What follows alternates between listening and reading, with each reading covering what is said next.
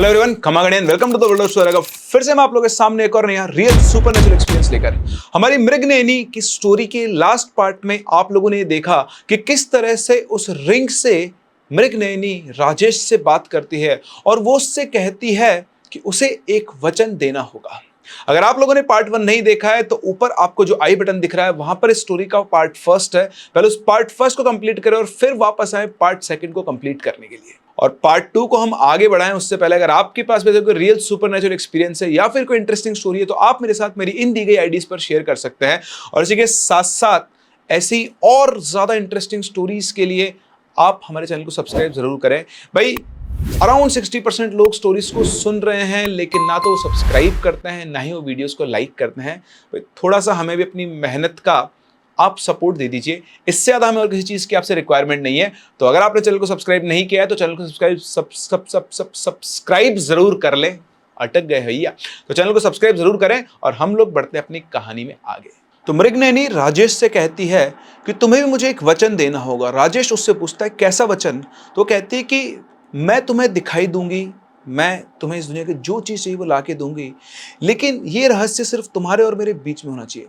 किसी दूसरे इंसान को इसके बारे में पता नहीं चलना चाहिए। सिर्फ ये एक वचन मुझे तुमसे चाहिए।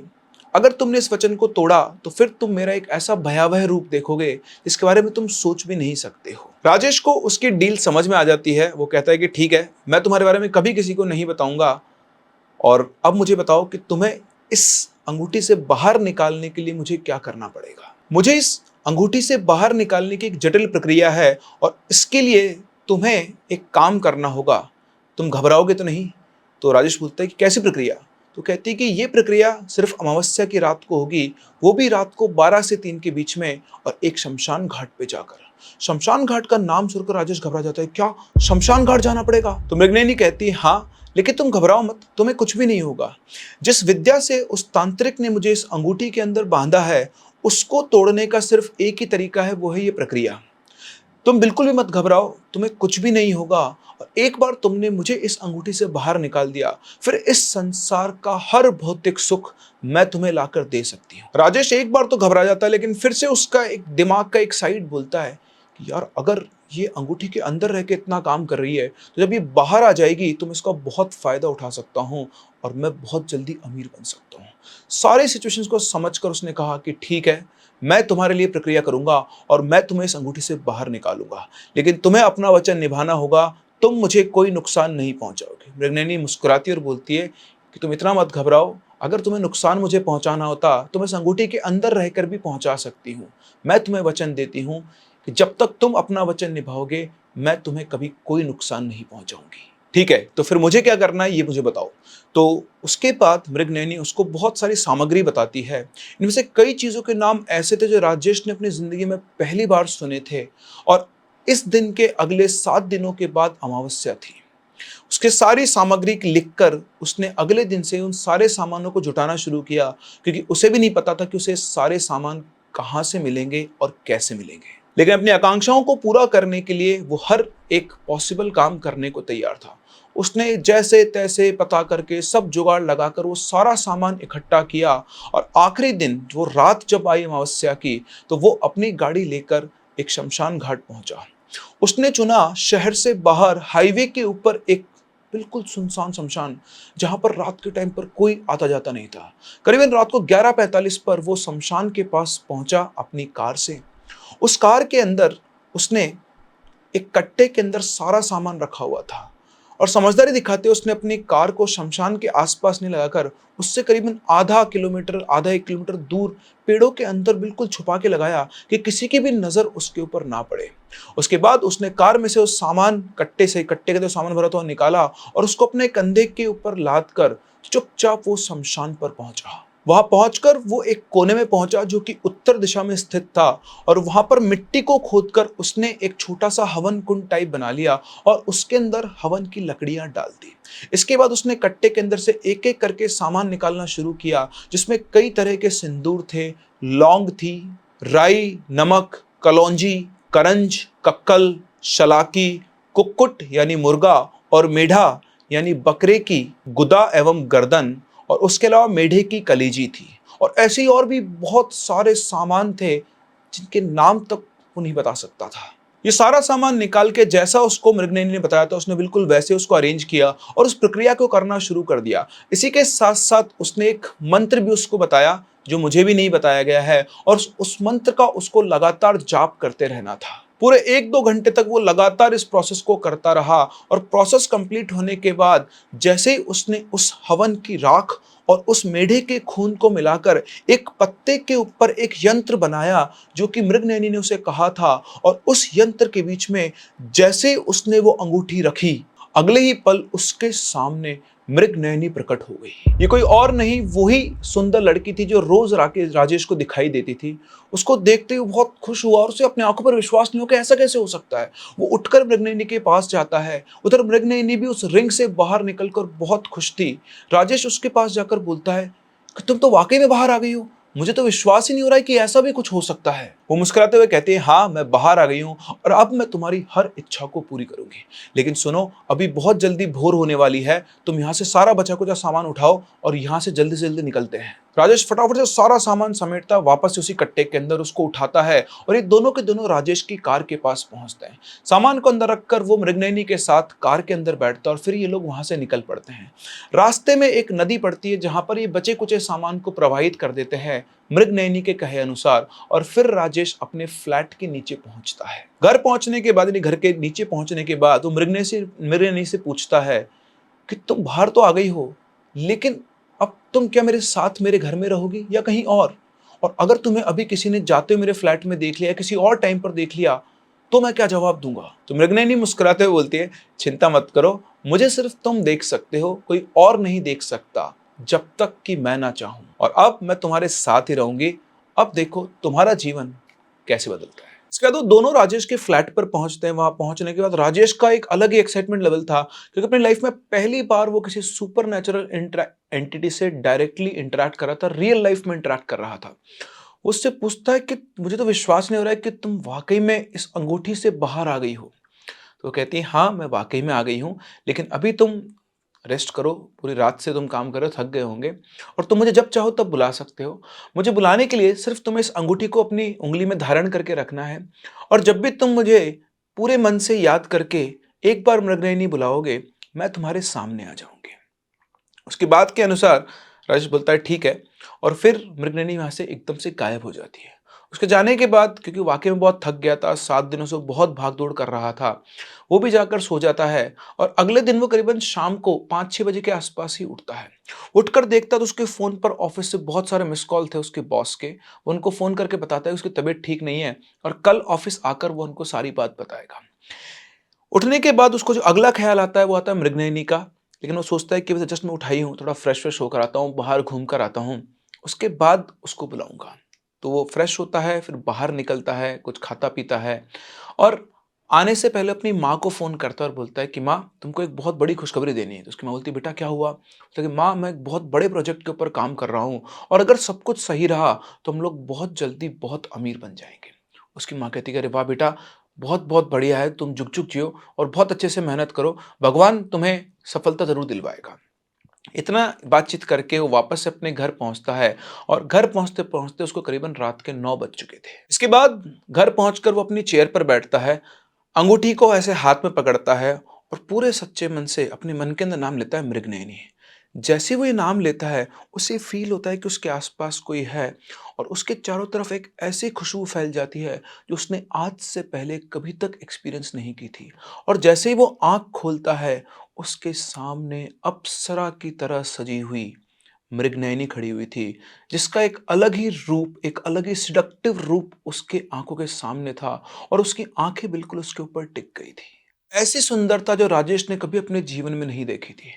उसकी आंखों को देखकर मृगनयनी उसके पास में आती है, और उसके बाद वो रात कैसे गुजर जाती है राजेश को पता ही नहीं चलता। इवन वो अगले दिन सुबह 12 बजे उठता है। वो उठकर चारों तरफ देखता है तो वहां पर मृगनयनी नहीं थी, लेकिन उसके शरीर में एक अलग सी थकान थी, और उसी के साथ साथ एक अलग सा सेटिस्फेक्शन भी था। एक ऐसा एक्सपीरियंस जो उसने अपने लाइफ टाइम में कभी नहीं किया था। लेकिन तभी उसे याद आता है कि 12 बज गए हैं, वो ऑफिस के लिए लेट हो गया। वो फटाफट से उठता है, तैयार होता है और सीधा अपने ऑफिस के लिए निकलता है। ऑफिस पहुंचने के बाद उसका बॉस उसे मिलने बुलाता है, पूछता है, अरे भाई कहाँ हो? इतने दिनों से कोई इन्फॉर्मेशन ही नहीं है, कहाँ गायब हो? तो बोलता है कि अरे सर, घर में कोई बहुत बड़ी इमरजेंसी आ गई थी, इसलिए आपको बता नहीं पाया। फिर उसका बोलता है, अच्छा चलो ठीक है, एक नई डील है जो मुझे उम्मीद है कि सिर्फ तुम ही इस ऑफिस के अंदर क्रैक कर सकते हो। तो इस तरह से उसका बॉस उसको एक नई डील देता है, एक नया टारगेट देता है क्रैक करने को। वो इस टास्क को अपने हाथ में लेता है और उस पार्टी से, उन डेलीगेट से मिलने जाता है जिनसे उसको एक प्रोजेक्ट का डिस्कशन करना था। मीटिंग के अंदर ये बैठा ही होता है, तभी उसे अचानक से फिर से वही खुशबू आती है जो कि कल रात को से आई थी जब उसने मृगनयनी को बुलाया था। उसने इधर नजर घुमा के देखा तो साइड में उसको मृगनयनी खड़ी हुई दिखाई थी, जो चलते हुए उसी की तरफ आ रही थी। उस आती और उसके कान में आकर बोलती है कि अब तुम्हारा मालिक बनने का समय आ गया है। तुम इस काम को अपनी कंपनी को मत दो, बल्कि तुम इन लोगों से कहो कि ये काम, ये प्रोजेक्ट तुमको दे दिया जाए। उसकी बात सुनकर वो मन ही मन उससे बातचीत करता है और बोलता है कि नहीं नहीं, ऐसा कैसे हो सकता है? ये तो गलत है ना। मैं तो अपनी कंपनी के लिए काम लेने आया हूँ, ये बिल्कुल गलत है। और वैसे भी इस प्रोजेक्ट को करने में बहुत सारा पैसा और बहुत सारे लोग लगेंगे, वो मैं कहाँ से लेकर आऊंगा? और दूसरी बात यह है कि ये लोग किसी एक आदमी को ये प्रोजेक्ट थोड़े ना देंगे। तो मृगनयनी बोलती है, उसकी चिंता तुम मत करो, मैं तुमसे जैसा कह रही हूं सिर्फ तुम वैसा ही करो। उसकी बात मानकर उसने उन डेलीगेट से कहा कि सर एक बात बताइए कि आप ये काम, ये जो प्रोजेक्ट है, क्या जरूरी आप हमारी ही कंपनी को दें? मैं आपको इसी प्रोजेक्ट को बहुत अच्छे से एग्जीक्यूट करके दिखा सकता हूं, और वो भी 60% लेसर कॉस्ट पे। आप एक बार इस बारे में सोच सकते हैं। तो डेलीगेट्स बोलता है कि ये काम सिर्फ आपकी कंपनी ही कर सकती है, कोई और नहीं कर सकता। तो यहां से राजेश बोलता है कि सर, काम कंपनी नहीं करती है, काम कंपनी में काम करने वाले लोग करते हैं, जैसे मैं। ये पूरा प्रोजेक्ट वैसे भी मैं ही हैंडल करने वाला हूं। अगर आप लोगों को ठीक लगे तो आपकी 60% कॉस्ट सेव हो सकती है। जितना पैसा आप हमारी कंपनी को दोगे, सिर्फ उसके 40% में मैं आपको ये प्रोजेक्ट उससे भी बेटर तरीके से कंप्लीट करके दे सकता हूं। उसकी बात सुनकर वो डेलीगेट्स बोलते हैं, अच्छा ऐसी बात है तो एक काम करो, आप अपनी प्रोजेक्ट रिपोर्ट हमें सेंड करो, हम लोग देखते हैं कि क्या हो सकता है और क्या नहीं। अगर आपका प्रोजेक्ट रिपोर्ट अच्छा हुआ तो हम इस बारे में आगे सोच सकते हैं। इस तरह से उसकी मीटिंग एक पॉजिटिव नोट पर एंड हुई। उसके बाद वो ऑफिस पहुंचा, अपने बॉस को रिपोर्ट किया उसने, और उसके बाद वो अपने घर पहुंचा। घर पहुंचकर वो फ्रेश हुआ और उसने खाना वगैरह खाया। खाना खाते टाइम उसे याद आया कि उसने कल रात से ही कुछ नहीं खाया है, और तब भी उसके शरीर को यानी कि उसको खाने की जरूरत नहीं पड़ी। उसके शरीर में एक अलग सी एनर्जी दौड़ रही थी। खैर, खाना वाना खा पी के वो सीधा लैपटॉप खोल के अपने काम में लग गया, और उसने अपनी लाइफ का जितना भी एक्सपीरियंस था उस सारे एक्सपीरियंस को लगाकर एक बहुत अच्छी प्रोजेक्ट रिपोर्ट बनाई, और उस प्रोजेक्ट रिपोर्ट को उन डेलीगेट्स को मेल कर दिया। ये काम खत्म करने के बाद वो अपने चेयर पे बैठा, उसने अपनी अंगूठी पे हाथ रखा और मृगनयनी को याद किया। और जैसे उसने ये काम किया, फिर से उसके कमरे में वही खुशबू फैल गई, और आंख खोलते ही उसके सामने वही सुंदर मृगनयनी बैठी हुई थी। उसके आने के बाद जो उसने पहली बात उससे कही कि तुम्हारे कहने पर मैंने ये काम तो कर दिया है, लेकिन अगर मेरे बॉस को ये पता लग गया तो वो मुझे नौकरी से निकाल देगा। वो हंसती है और कहती है कि वो तुम्हें नौकरी से नहीं निकाल सकता है। उसकी बात सुनकर राजेश थोड़ा सा प्लस सा हो जाता है, मतलब थोड़ा, मतलब आदमी का तारीफ कर दो, बोला हाँ वैसे कंपनी के बेस्ट एम्प्लॉय को कंपनी बाहर थोड़ी निकाल सकती है। आखिर मैं अपनी कंपनी के लिए इतने बड़े बड़े प्रोजेक्ट जो क्रैक करता हूँ, इसीलिए तो इतना बड़ा प्रोजेक्ट क्रैक करने के लिए भी मुझे ही भेजा गया। तो मृगनयनी हंसती है और कहती है, नहीं नहीं, बात ये नहीं है, बात ये है कि कल तुम खुद जाकर अपनी नौकरी छोड़ने वाले हो। तो बोलते हैं, नौकरी छोड़ने वाला हूँ? ये क्या बात कर रही हो तुम? अगर मैं नौकरी छोड़ दूंगा तो मेरा घर कैसे चलेगा, मेरे परिवार का ध्यान कौन रखेगा? तो उसकी बात सुनकर मृगनयनी उसके बिल्कुल पास में आती है और आकर हंसते हुए उससे बोलती है, उसके बिल्कुल कान के पास में आकर, क्यों, तुम्हें मुझ पर विश्वास नहीं है? तो राजेश बोलता है, नहीं नहीं, मुझे तुम पे विश्वास तो पूरा है, लेकिन एकदम से नौकरी छोड़ दूं? मृगनयनी कहती है, तो अगर तुम्हें मुझ पर विश्वास है तो ये लेकिन किंतु परंतु छोड़ो और मुझ पर ध्यान दो, तुम्हारी चिंताओं पर नहीं। मैं तुम्हें यहाँ पर सुख देने आई हूँ, चिंताएं नहीं। जब मैं तुम्हारे पास हूं तो तुम सुख की प्राप्ति करो और अपनी चिंताओं को बिल्कुल भूल जाओ। इसके बाद क्या हुआ क्या नहीं, राजेश को कुछ याद नहीं। वो सीधा सुबह ही उठता है। सुबह उठ के भी उसे कुछ याद नहीं रहता है। आज भी उसके शरीर में वही एक अलग सी ऊर्जा और साथ ही साथ एक अलग सी थकान भी थी। वो तैयार होकर ऑफिस पहुंचता है और ऑफिस के अंदर पहुंचकर ऑफिस के लिफ्ट में घुसता है, और जैसे लिफ्ट में घुसकर वो अपनी फ्लोर का बटन दबाता है, लिफ्ट का गेट बंद होता है, तभी उसके चारों तरफ वापस से वो खुशबू फैल जाती है और अपने पास में देखता है तो उसके सामने मृगनयनी खड़ी होती है। वो मुस्कुराते हुए उससे बोलती है, क्यों, तुम्हें याद है ना कि आज तुम्हें क्या करना है? मेरे बॉस ने मुझे बहुत सपोर्ट किया है। तो मृगनयनी कहती है कि जैसा मैं कह रही हूँ तुम्हें वैसा करना होगा, वरना मैं तुमसे दोबारा मिलने नहीं आऊंगी। उसकी बात सुनकर अब राजेश बिल्कुल फंस जाता है सिचुएशन के अंदर। तो बोलता है कि अच्छा ठीक है, तुम नाराज मत हो, तुम जैसा कहती हो मैं वैसा ही करूंगा। बड़ी हिम्मत करके राजेश अपने बॉस के कैबिन में गया और कैबिन में जाकर बोलता है कि बॉस, मैं इस नौकरी से रिजाइन कर रहा हूँ। मुझसे मत पूछना है कि मैं क्यों कर रहा हूँ, बस मैं इस काम से थक गया हूँ। इधर उसका बॉस पहले से ही बहुत गुस्से में तो बोलता है कि हाँ ठीक है, जाओ, इस कंपनी को भी तुम जैसे लोगों की कोई जरूरत नहीं है। एक प्रोजेक्ट का तुमने क्रैक कर दिया, अपने आप को जेम्स बॉन्ड समझने लग गए हो। कल तुम्हें जिस डेलीगेट से मिलने मैंने भेजा था उन्होंने भी तुम्हारी रिपोर्ट दी है और उन्होंने ये प्रोजेक्ट कंपनी को देने से मना कर दिया है। तुम्हें पता है ये ऑलमोस्ट कंफर्म प्रोजेक्ट था, लेकिन तुमने इस प्रोजेक्ट की वॉट लगा दी है। You can go mister Rajesh, और जाने से पहले एचआर के साथ अपना फुल एंड फाइनल कर लेना। राजेश अपने बॉस के केबिन से बाहर निकलता है, अपने केबिन में पहुंचता है, अपना सामान समेटता है, उसके बाद एचआर से मिलता है। एचआर से बातचीत करके वो ऑफिस से बाहर निकलता है। उसने जस्ट ऑफिस से बाहर कदम ही रखा था कि तभी उसके पास उन्हीं डेलीगेट्स का फोन आता है जिनसे उनकी मीटिंग हुई थी और वो कह रहे थे कि राजेश हमें तुमसे अर्जेंटली मिलना है। राजेश बोलता है सर बताइए कहां पर आना है। तो उसे अपने ऑफिस बुलाते हैं। राजेश फटाफट से वहां पर पहुंचता है। वहां पर पहुंचने के बाद वो कहते हैं कि हमारे बॉस को तुमसे मिलना है। तो उसे अपने बॉस के कैबिन में लेकर जाते हैं और वहां पर उनका बॉस राजेश को देखते बोलता है, अच्छा तो तुम हो राजेश। तो उनका बॉस बोलता है, अच्छा किस बताओ, तुमने अपनी प्रेजेंटेशन के अंदर जो वर्क फ्लो और टाइमलाइन दी है, क्या तुम उसको डिलीवर कर पाओगे?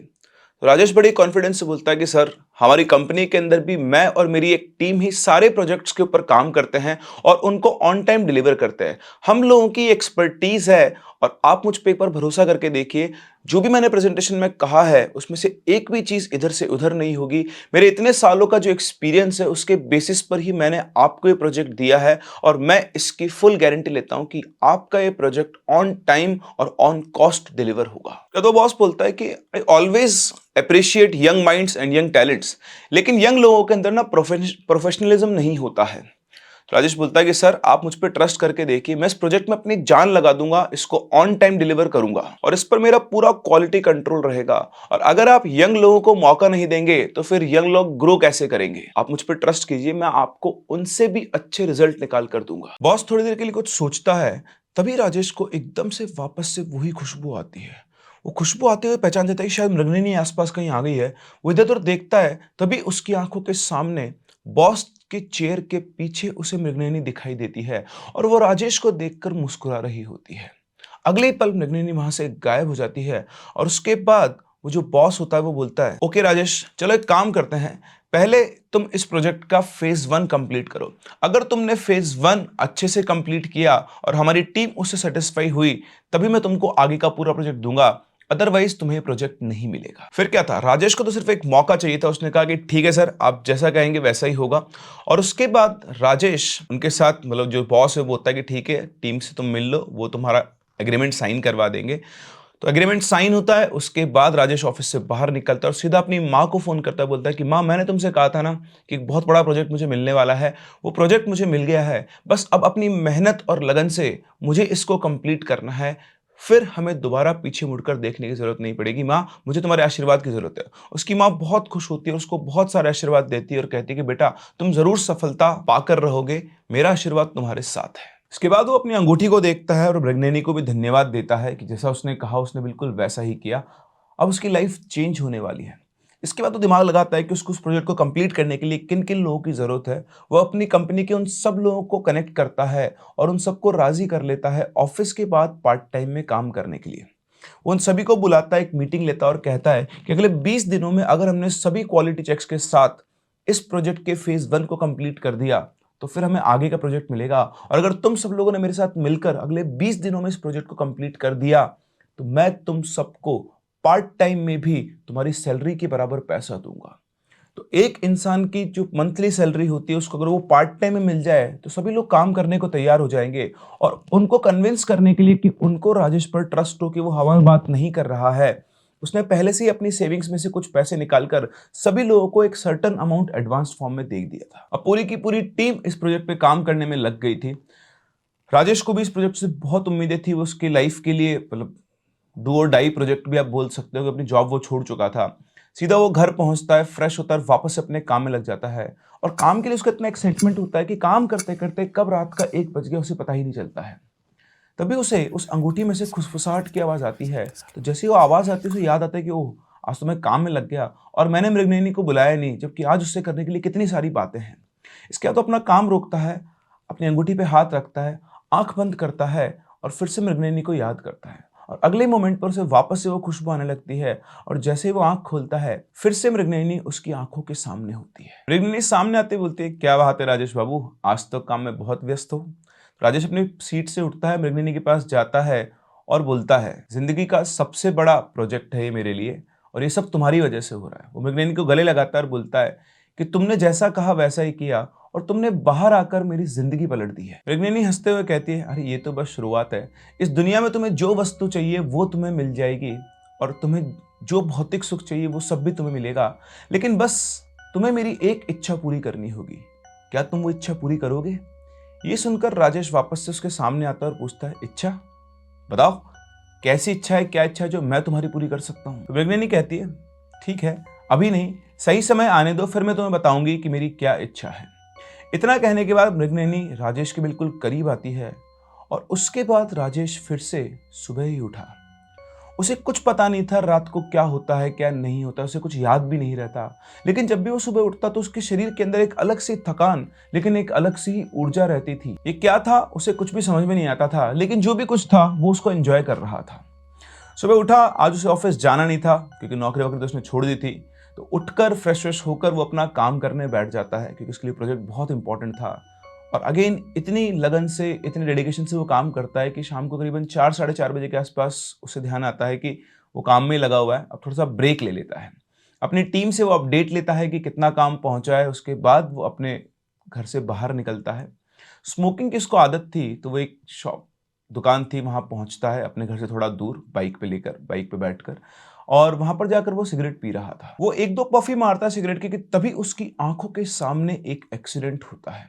उस दुकान के जस्ट सामने आप ये बोल सकते हैं रेड लाइट थी, एक छोटा सा कट था और एक 47-48 साल के आदमी उस सड़क से बाइक पे जा रहे हैं। तभी अचानक से उनकी बाइक स्किड होती है और वो करीबन 10-20 मीटर घिसटते हुए जाते हैं। बाइक से गिरने की वजह से उन अंकल के सिर के ऊपर चोट लग गई थी। वहां पर भीड़ इकट्ठा हो गई, लेकिन कोई भी उनकी मदद नहीं कर रहा था। कुछ लोग देख रहे थे और कुछ लोग सिर्फ वीडियो बना रहे थे। राजेश ने आओ देखा ना था, वो फटाफट से उनके पास गया, उनको उनको उठाया और उनके सिर के ऊपर एक कपड़ा बांधा ताकि उनका ब्लड फ्लो रुक जाए और उसके बाद एक ऑटो को रोककर उस ऑटो में उन अंकल को डालकर वो सीधा हॉस्पिटल लेकर गया। हॉस्पिटल के रास्ते में जाते टाइम उन्होंने उन अंकल के फोन से उनकी फैमिली को फोन कर दिया था कि उनका एक्सीडेंट हो गया है और हॉस्पिटल पहुंचते पहुंचते वो अंकल बेहोश हो चुके थे। उसने उन अंकल को हॉस्पिटल में एडमिट करवाया और वहीं पर वेट करता रहा। थोड़ी देर के बाद उन अंकल को होश आया। तो जब उसे पता लगा उनको होश आ गया तो राजेश उनसे मिलने अंदर पहुंचा। अब वो अंकल बेड पर लेटे हुए थे और जैसे राजेश ने उनसे पूछा कि अंकल आप ठीक है, तो अंकल ने जैसे राजेश को देखा तो उनकी आंखें फटी की फटी रह गई, जैसे उन्होंने राजेश को नहीं किसी भूत को देख लिया हो। वो राजेश को देख रहे थे और उनकी आंखों के अंदर एक अलग सा ही खौफ था। राजेश को कुछ समझ में नहीं आ रहा था, वो कुछ बोल पाता तभी उसकी उनकी उनका जो बेटा था, बेसिकली उनका एक बेटा ही था, वो बेटा फटाफट से उस रूम के अंदर बोला, पापा पापा क्या हो गया? वो उनको क्रॉस करके उन अंकल के पास गया, वो उनको संभाल रहा था, लेकिन अंकल की नजरें अभी भी राजेश पर टिकी हुई थी। राजेश को लगा कि क्या पूछूं क्या नहीं, वो चुपचाप वापस उस कमरे से बाहर निकल गया। लेकिन उन अंकल के लुक का वो जो चेहरा था वो राजेश की आंखों के सामने बिल्कुल क्लियर था। वो ये समझ ही नहीं पा रहा था कि जिस इंसान की उसने मदद की उसको वो इतने डरावने तरीके से क्यों देख रहा था, जैसे कि उसका एक्सीडेंट राजेश ने ही किया हो। राजेश बड़ा परेशान था। वो घर पहुंचता है वहां से और उसके दिमाग में एक ही सवाल बार बार गूंज रहा था कि आखिर वो आदमी उसे ऐसा क्यों देख रहा था, ऐसा क्या है कि ऐसी नजरों से वो आदमी उसे देख रहा है। खैर, उसके लिए अपना वो प्रोजेक्ट भी उतना ही इंपॉर्टेंट था, तो वहां से ध्यान हटाकर उसने अपने वापस अपने काम पर लग गया और काम करते करते जब वो थक गया तो सीधा, मतलब बीच में खाना उसने खा लिया था और सीधा अपने बेड पर गया और बेड पर गिरते ही उसे नींद आ गई। आज ना तो उसने मृगनयनी को बुलाया और ना ही मृगनयनी खुद भी आई। सोने के बाद रात को राजेश को एक सपना आता है। उस सपने के अंदर उसे वही आदमी दिखाई देता है जिसका एक्सीडेंट हुआ था और वो आदमी राजेश से कह रहा था, लड़के तेरी जान खतरे में है, तुझे पता नहीं तू किस शक्ति के साथ खेल रहा है, समझ जा, वरना तेरे साथ साथ तेरा पूरा परिवार बर्बाद हो जाएगा। तो एकदम से राजेश की आंख खुलती है, वो अपने चारों तरफ देखता है। उसका जो सपना था वो बहुत ज्यादा रियल था। ऐसा लग रहा था कि उसकी आंखों के सामने खड़ा होकर वो आदमी उससे वो बोल रहा है। पसीने पसीने वो हो गया था। वो उठता है, घड़ी में टाइम देखता है तो सुबह के 4:30 बजे हुए थे। उसे कुछ समझ में नहीं आता, वो घबरा जाता है। तभी उसे मृगनयनी की याद आती है। वो अंगूठी पे हाथ रखता है, आंख बंद करता है और घबराते हुए मन से मृगनयनी को याद करता है। लेकिन मृगनयनी आज पहली बार राजेश के बुलाने पर नहीं आई। उसने 2-3 बार और कोशिश की, लेकिन आज मृगनयनी नहीं आई। वो बड़ा शॉक था कि मृगनयनी कहा था कि जब भी मैं उसे याद करूंगा वो नहीं आएगी। खैर उसके पास कोई चारा नहीं था, वो वापस से लेट गया पानी वानी पीकर। लेकिन बार बार उस आदमी का चेहरा और उसके कहे हुए शब्द उसकी आंखों के सामने आ रहे थे और सोचते सोचते पता नहीं कब उसकी आंख लग गई। उसके बाद वो सीधा दिन में ही उठा और उठकर जो उसने सबसे पहला काम किया वो था मृगनयनी को बुलाना। उठते ही उसने पूरे फोकस के साथ, क्योंकि उसका दिमाग में ब्लैंक था, मृगनयनी को याद किया और कुछ ही सेकंड्स में वो खुशबू वापस से फैल गई और आंख खुलते ही मृगनयनी उसके सामने थी। वो मृगनयनी जो हर दिन मुस्कुराते हुए आती थी, आज उसके चेहरे पर भी चिंता की लकीरें थी। और सीधा राजेश से पूछा कि तुम ठीक तो हो, क्या हुआ? उसने बोला कि कल मैंने तुम्हें रात को याद किया लेकिन तुम आई नहीं। तो बोलती कि मुझे तुम्हारी आवाज़ तो आ रही थी, लेकिन तुम्हारी आवाज़ टूटी-टूटी थी। मतलब तुम्हारा ध्यान पूरी तरह मुझ पर केंद्रित नहीं था। और मैंने तुमसे पहले भी कहा था कि मैं सिर्फ तब आ सकती हूँ जब तुम्हारा पूरा ध्यान मुझे बुलाने पर हो। अगर तुम्हारे दिमाग में कुछ और भी चल रहा होगा तो मैं तुम्हारे सामने नहीं आ पाऊंगी। खैर, ये बताओ कि तुम इतने घबराए हुए क्यों हो? तो उसके बाद राजेश उसको सारी बात बताता है कि कैसे कल उस आदमी का एक्सीडेंट हुआ, फिर उसे हॉस्पिटल छोड़ के आया। लेकिन जब वो रात को सोया तो वो आदमी उसके सपनों में आया और आकर बोलता है कि तुम जिस शक्ति से खेल रहे हो वो तुम्हारी जान को खतरे में डाल सकती है, तुम्हारा पूरा परिवार खतरे में है, तुम्हारे पूरे परिवार को बर्बाद कर देगी। ये सब क्या है? तुम जानना चाहते हो ये सब क्या है? राजेश बोलता है, हाँ, मुझे हर एक सच्चाई जाननी है। तो इसके बाद मृगनयनी चलकर राजेश के पास आती है और वो अपनी उंगली को राजेश की दोनों आंखों के बीच में, यानी यहाँ मस्तक पर रखती है और राजेश से कहती है अपनी आंख बंद करो। जैसे ही राजेश आंख बंद करता है, उसके सामने एक सीन चलना शुरू होता है। तो वहां पर वो आदमी जिसको वो हॉस्पिटल में एडमिट करवा के आया था, वो एक हवन कुंड के सामने बैठकर हवन कर रहा है और उसके जस्ट अपोजिट में मृगनयनी खड़ी है। मृगनयनी को देखकर ये साफ साफ लग रहा है कि वो किसी अदृश्य शक्ति से बंधी हुई है। मतलब किसी रस्सियों से बंधी हुई नहीं है, लेकिन छटपटा रही है और अपने आप को उस बंधन से वो मुक्त नहीं करवा पा रही है।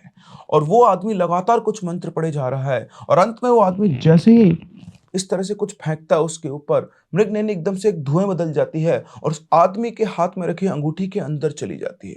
और उसके बाद मृगनयनी अपनी उंगली हटा लेती है और राजेश की आंख चौंक कर खुलती और बोलता है, क्या ये वही तांत्रिक है जिसने तुम्हें इस अंगूठी के अंदर बंद किया? मृगनयनी कहती है, हाँ, इसी व्यक्ति ने छल के द्वारा मुझे इस अंगूठी के अंदर बांध दिया था और जब तुम इसके सामने आए तो उसे पता लग गया कि मैं तुम्हारे साथ हूं और इसलिए तुम्हारे सपनों में आकर ये तुम्हें डरा रहा है ताकि ये मुझे वापस पकड़ ले और मुझसे अपने काम बनवा ले। फिर मृगनयनी कहती है कि अब जब तुम्हें इसके बारे में पता लग गया है तो तुम्हें एक और बात ध्यान कर लेनी चाहिए, तुम्हें जान लेनी चाहिए कि उस व्यक्ति के पास एक ऐसी शक्ति है जिसकी वजह से मैं उसके पास में नहीं जा सकती हूं और अब तुम्हें मेरी सहायता करनी होगी। तुम्हें याद है ना, तुमने मुझसे कहा था कि तुम मेरी इच्छा पूर्ति करोगे। राजेश, अब वो समय आ गया है। यही मेरी इच्छा है कि उस व्यक्ति ने मेरी ही शक्ति को अपने पास बांध के रखा हुआ है और तुम्हें मेरी सहायता करनी होगी ताकि मैं इस बंधन से मुक्त हो पाऊं। तो राजेश पूछता है, सहायता? लेकिन मैं तुम्हारी सहायता कैसे कर सकता हूं, मुझे बताओ। तो मृगनयनी कहती है कि उस व्यक्ति ने मेरी शक्तियों को एक काले कलश के अंदर 3 अस्थियों के द्वारा बांधा हुआ है। उस काले कलश को उसने अपने घर के अंदर ही कहीं रखा हुआ है। उस काले कलश के ऊपर एक लाल रंग का कपड़ा बंधा हुआ है, जो रोली होती है उससे। बस तुम्हें वो कलश ढूंढना है और उस कलश को उस घर से बाहर लेकर आना है। एक बार वो कलश बाहर आ गया तो फिर मैं तुम्हें बताऊंगी कि कैसे मैं इस बंधन से मुक्त हो सकती हूँ। जैसे तुमने एक प्रक्रिया करके मुझे इस अंगूठी से बाहर निकाला, वैसे ही हमें एक और प्रक्रिया करनी होगी और फिर उसके बाद उस कलश की सारी शक्तियां वापस से मेरे पास आ जाएगी और तब मैं उस तांत्रिक से अपना बदला लूंगी। राजेश, तुमने कहा था कि जब मैं तुमसे कहूंगी तुम मेरी इच्छा पूर्ति करोगे और सहायता करोगे। यही मेरी इच्छा है, तो अब बताओ क्या तुम मेरी सहायता करोगे? राजेश कुछ देर के लिए शांत हो जाता है और फिर सोचकर बोलता है कि देखो मृगनयनी, तांत्रिक कौन है, क्या है, मैं उसको नहीं जानता, लेकिन तुमने मेरी बहुत सहायता की है और ये मेरा कर्तव्य बनता है कि जैसे तुमने मेरी मदद की है, मैं भी तुम्हारी सहायता करूं। तो तुम जो कहोगी मैं वो करूंगा। मैं अपने दिए वचन के ऊपर अडिग हूं। जैसे तुमने अपने वचन निभाए हैं, मैं भी अपना वचन निभाऊंगा। और तुम्हें अगर मेरी सहायता की जरूरत है, मैं तुम्हारे किसी भी काम आ सकता हूं, तो मैं तुम्हारे काम आऊंगा। और इस तरह से राजेश और मृगनयनी के बीच में एक डील होती है कि राजेश मृगनयनी की हर हेल्प करेगा उस कलश को बाहर लाने में। मृगनयनी उसे बताती है कि उसकी फैमिली में कोई और नहीं है, बस उसका बेटा ही है और ये दोनों बाप बेटे इनके घर में रहते हैं।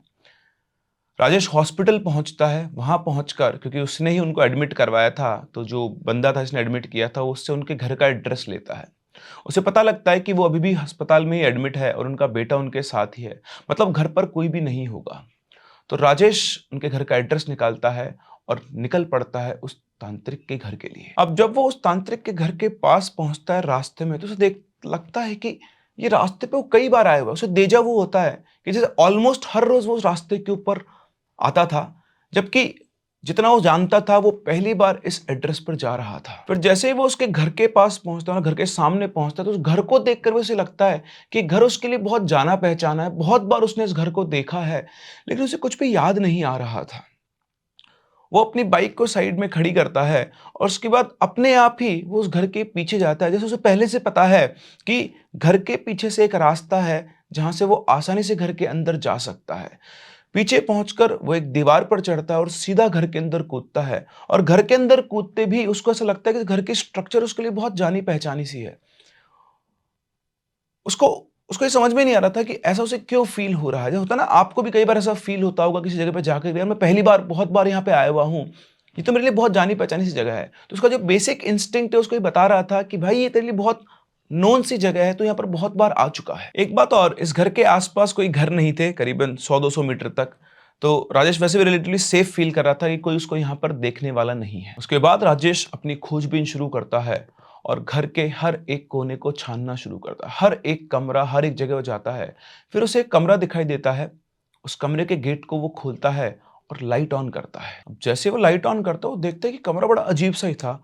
इस कमरे की जो 4 दीवारें थी, उनमें से 2 दीवारों के ऊपर बिल्कुल शाह काला रंग हो रखा था, जैसे किसी ने काजल पोत दिया हो, और बाकी दोनों तरफ लाल रंग हो रखा था। उस कमरे के बीच में एक हवन कुंड बना हुआ था जिसके अंदर राख पड़ी हुई थी। उस हवन कुंड के सामने एक आसन रखा हुआ था और कमरे के कोने के अंदर एक लकड़ी की अलमारी थी। देखते ही उसे समझ में आ गया कि ये उस व्यक्ति, उस तांत्रिक के साधना या कुछ काम करने का कमरा है और जो भी कुछ हो सकता है, जो भी कलश वो ढूंढ रहा है, वो इसी कमरे के अंदर हो सकता है। वो कोने में जो अलमारी रखी थी, वो कोई छोटी सी अलमारी नहीं, एक बड़ी ह्यूज सी अलमारी थी जिसके अंदर हो सकता है बहुत सारा सामान हो। और उसको ऐसा लगता है कि वो जो भी चीज़ ढूंढ रहा है उसे उस अलमारी मिलेगी। वो सीधा उस अलमारी के पास जाता है और धीरे से उस अलमारी के गेट को खोलता है और गेट खुलकर वो सामने देखता है तो उस अलमारी के अंदर कुछ कपड़े पड़े हुए थे, कुछ और सामान पड़ा हुआ था। वो पूरी अलमारी के हर एक कोने को छान लेता है, लेकिन उसे वो कलश कहीं पर भी दिखाई नहीं देता है। अलमारी खोजने के बाद वो उस रूम के चप्पे चप्पे को छानता है। उसके बाद दोबारा पूरे घर का हर एक कोना ढूंढता है, जहां उसको लगता है ढूंढ पाता है, लेकिन उसे वो कलश कहीं पर भी दिखाई नहीं देता है। फिर वो थोड़ी देर के लिए शांत होकर सोचता है कि जिस हिसाब से मृगनयनी बता रही थी, वो इतनी इंपॉर्टेंट चीज को ऐसे खुले में नहीं रख सकता है। जरूर उसने कोई ना कोई खुफिया जगह बनाकर उस चीज को रखा हुआ होगा। इसके बाद वो दोबारा से उस कमरे में पहुंचता है और उस कमरे के हर एक कोने पे, दीवार पे, आंगन पे बजा बजा कर देखता है कि कहीं कुछ खोखला तो नहीं है, कहीं कोई जगह तो नहीं है। हर एक जगह वो चेक करता है, उसे कुछ नहीं मिलता। वो दोबारा से अलमारी को खोलता है, सारे कपड़ों को साइड में हटाता है और पीछे की तरफ पूरी अलमारी को चेक करता है कि इसके पीछे कोई खुफिया दरवाजा तो नहीं है, लेकिन उसे ऐसा कुछ भी नहीं मिलता है। वो अलमारी का गेट लगाता है और सोच ही रहा होता है कि तभी उसकी नजर अलमारी के नीचे पड़ती है। वो अलमारी बहुत भारी थी जिस हिसाब से वो बनी हुई थी, और उस अलमारी के नीचे, उस अलमारी की ही साइज से जस्ट थोड़ा सा बड़ा एक कपड़ा बिछा हुआ था। पहली बार लाइफ में उसने एक अलमारी के नीचे कपड़ा बिछा हुआ देखा था, वरना जनरली अलमारी के नीचे कोई भी कपड़ा नहीं बिछाता है। वो कपड़ा जिस हिसाब से बिछा हुआ था, ये आप लोगों ने भी एक्सपीरियंस किया होगा कि जब भी किसी अलमारी वगैरह को आपको खींचना होता है, तो नॉर्मल अलमारी को खींचो या उसके नीचे अगर आप कपड़ा बिछा दो तो फ्रिक्शन कम हो जाता है और आसानी से आप उस भारी अलमारी को एक अकेला आदमी भी अपनी जगह से खींच सकता है। यहीं पर राजेश के दिमाग में क्लिक होता है कि ये कपड़ा इस अलमारी के नीचे क्या कर रहा है। वो नीचे बैठा, उसने उस दोनों कपड़े के दोनों छोर को पकड़ा और जोर लगा के उसको खींचा, तो अलमारी बिल्कुल मक्खन की तरह स्लाइड होकर आगे आ गई। करीबन 2-2.5 फुट अलमारी आगे शिफ्ट हो गई। अब जब उसने देखा कि इतनी आसानी से अलमारी शिफ्ट हो गई, तो पीछे आके उसने देखा, तो उसने देखा कि वहां पर एक मैकेनिज्म बना हुआ था, मतलब बेसिकली रेल लगी हुई थी व्हील वाली, जिसपे आसानी से वो अलमारी स्लाइड कर सकती थी। थोड़ा सा आप धक्का मारो और उस जहां पर वो सिस्टम लगा हुआ था रेल वाला, वो एक चौकोर बॉक्स था। अलमारी की साइज अच्छी खासी थी, करीबन 3-3.5 फीट चौड़ी वो अलमारी होगी। तो वहां पर एक गेट बना हुआ था लकड़ी का, जिसको आप खींचकर ऊपर खोल सकते हो। और समझ में आ गया कि जिस चीज की वो तलाश में था वो यही है।